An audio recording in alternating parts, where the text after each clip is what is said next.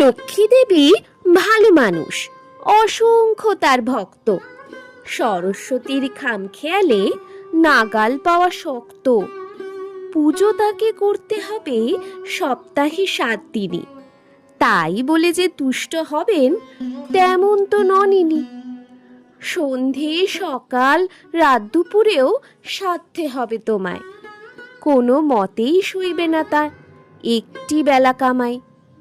কিন্তু যদি চিন্তা করো, মিটলো মনোবাঞ্ছা, দেখবে তখন আরো অনেক দূরে তোমার প্রাণ চায়।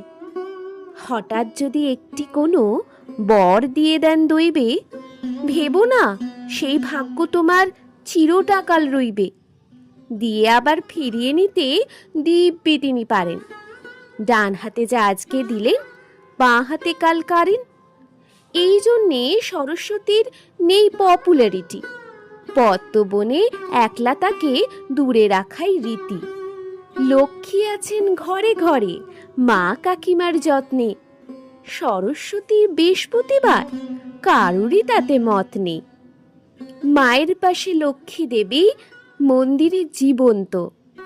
কোথাও আছে একটিও কি সরস্বতীর জন্য? বেশি কি আর, বাংলা ভাষার কাণ্ড দেখো লক্ষ্মী। ভালো হলে ছেলে বুড়ো সকলে হয় লক্ষ্মী। পাপ্পা যখন পড়তে বসে বেলুন বাসি ফেলে, তখন তারে কেউ কি বলে সরস্বতী ছেলে?